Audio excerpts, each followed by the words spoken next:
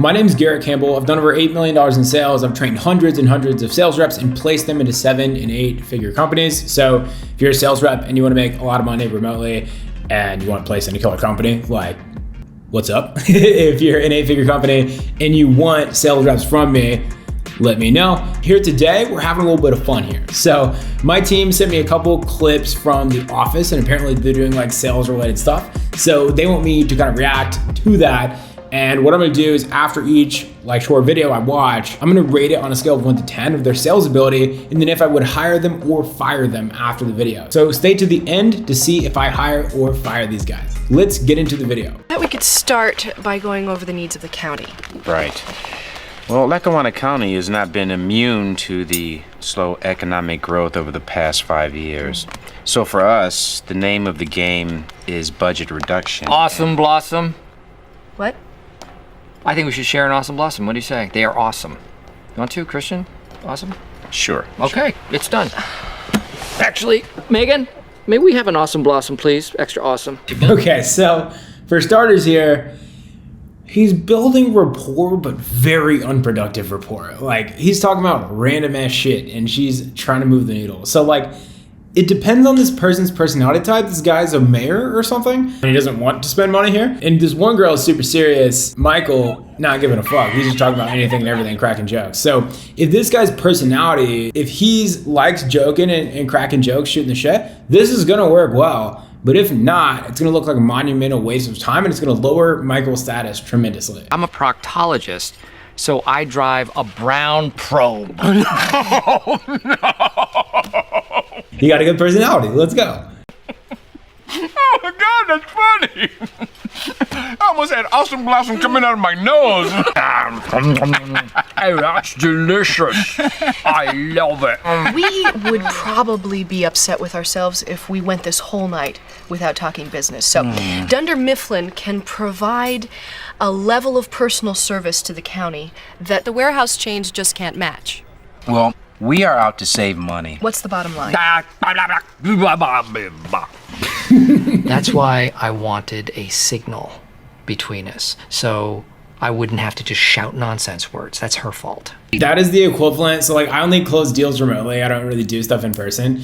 But there's like, if you have 3 people in like a Zoom room, you can like private DM on Zoom. That's like the signal is like, hey, shut the fuck up. Stop talking about that. Like, that's our signal. Somebody say baby back ribs?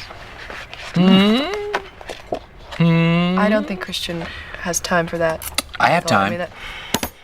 I want my baby back, baby back, baby back. I want my baby back, baby back, baby back. I want my baby back, baby back, baby back. Michael's playing the long game here. At first I doubted him, but I kind of respect it. Like, he's really heavily going on the relationship. And I think there's some things in business where you can look at a spreadsheet and it doesn't make sense, like spending more money for the same shit. But if you have a solid relationship with someone, you don't want to burn that bridge. So Michael's building a really strong bridge of the relationship here, because he knows that he's the more expensive solution and they're trying to save money. So he's like, logically, he's not gonna give us any, he's not gonna buy it, he won't.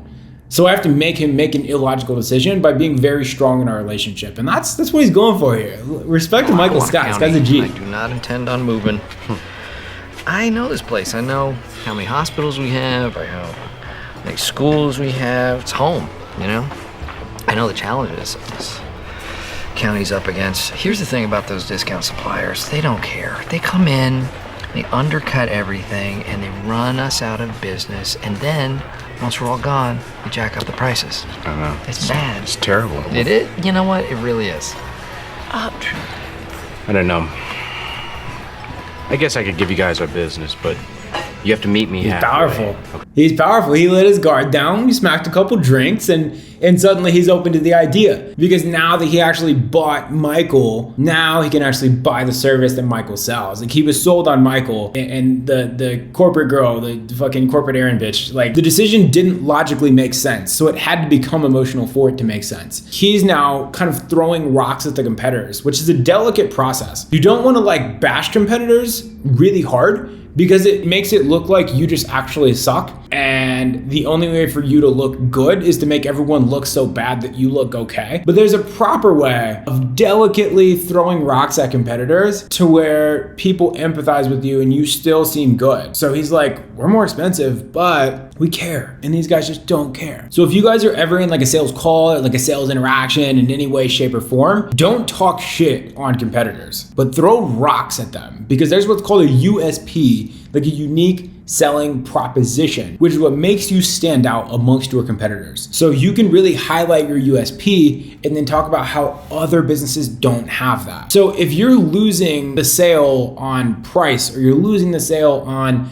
a certain deliverable that you don't have, or a certain feature that you don't have, or something like that, you find your USP in a different domain that you absolutely crush in, and you get the prospect to value that more than the other thing that you're losing on in order to still win, which is what Michael did flawlessly here. Deal 1 closed. So, I mean, there, he got me in the first half, I'm not gonna lie, but he came through. He really did. I would probably give it an 8. If it were a very relationship heavy business, I would hire him, but if he didn't perform in the first month, I'd fire his ass, because I feel like he would burn a lot of client relationships because he don't know how to act. We are prepared to make you a very generous offer. And we are prepared to reject that offer. Michael, you haven't even heard. Never accept their first offer. What is your second offer? $12,000. Are you kidding me?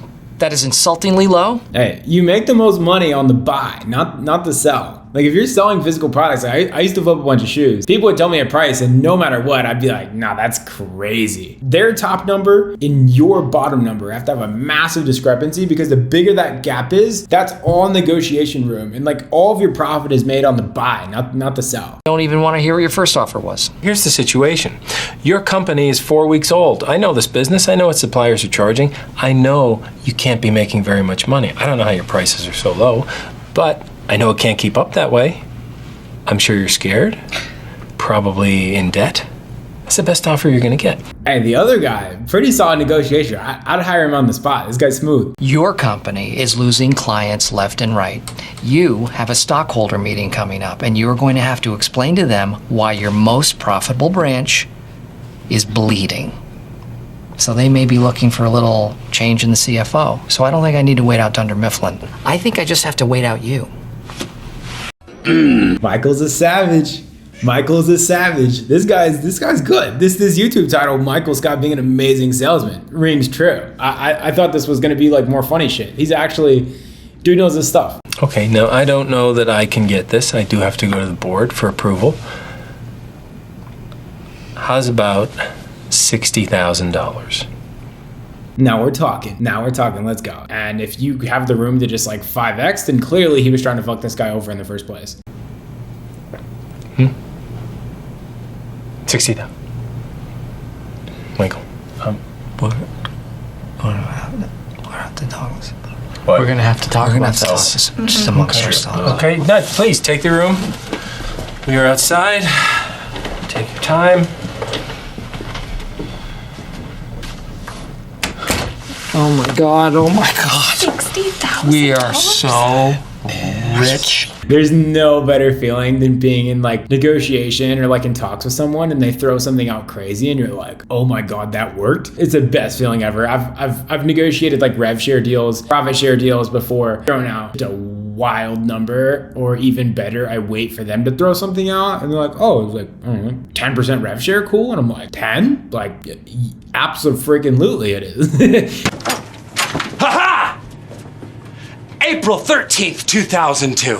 Dwight, I'm in a meeting. That's very rude. I barged because I care. April 13th, 2002. That is the date when you tried to switch paper providers for an obscure sociology textbook, but were hung out to dry when the price of glossy stock increased. Maybe we should schedule a meeting on it. Continuing. Notice my persistence and recall. Dwight's really about to lose the deal. He had a chance to lose the deal. No, he's absolutely about to lose the deal. Continuing. You called Dunder Mifflin, and your order was filled within an hour. I'm going to pull a date out of the air right now. April 13th, 2002. That is the last day that you evaluated your paper needs. Is it not? We all know that the economy is bad, and bloated companies like Dunder Mifflin are going to fall by the wayside. 2 of their branches have closed within the last year. The Michael Scott Paper Company, however, has opened a new branch this very month. What he's not telling you is that he will abandon you. That's a funny way of saying the company literally just started. It's really funny hearing people sell when they like have a startup because they have no real bargaining leverage. So they'll just fucking make things sound way better than they are. Be like, oh, we actually just opened up a new branch. It's like, oh, okay, aka you just started the fucking company and you have no employees and no history and no testimonials and no track record. Why don't you guys just email me your best offers and we can finish it up that way? That sounds like a fantastic idea. Michael, what the fuck, dude? I was rooting for him. I was rooting for this guy. Anytime a prospect says, send me an email with the proposal and I'll get back to you, that is code for I don't want to buy your shit and I will never buy your shit. That's what that means. Anytime you get a prospect that says, oh, email me some stuff over and I'll get back to it, they're not going to do it. So when you have a prospect ask you that, say, okay, got you, Mr. Prospect. And just so I make, the email valuable, like, what do you want in the email? Like, what information are you hoping to get out of the email? Like, I don't know, like, some testimonials, like kind of your pricing, like the deliverables of your service, like what I'm actually getting. And you're like, okay, got you. And just out of curiosity, like, why do you feel like you need those things in there? Then you have an actual objection you can handle and you can just close the deal on the spot. If you leave and go do an email thing, you're just gonna get ghosted. So I was rooting for Michael, but he fumbled the bag here. Oh, and tell me, how's your gay son? Excuse me? I color code all my info. I wrote gay son in green. Green means go, so I know to go ahead and shut up about it. Orange means orange, you're glad you didn't bring it up. Most colors mean don't say it. How is Tom, the homosexual sophomore? All right, overall, I would rate him like a 6.5. Pros are, he really understands personality and he has a good way of just injecting his personality into situations to where other people would have given up or lost. He finds a way to win, and that part is impressive. Cons are, dog, you were just never compliant at all. He says out-of-pocket shit, and I think he would just represent a company very poorly because it's just like different strokes for different folks. Like he'd say things to where 30% of people would love it and 70% of people will hate it, and he can close the 30% of people that tend to like that stuff, but he's gonna really fuck up the reputation of a whole company 70% of the time for not being able to like morph his personality to fit certain prospects. So that is why I would absolutely fire Michael Scott. I couldn't hire him. I just couldn't do it.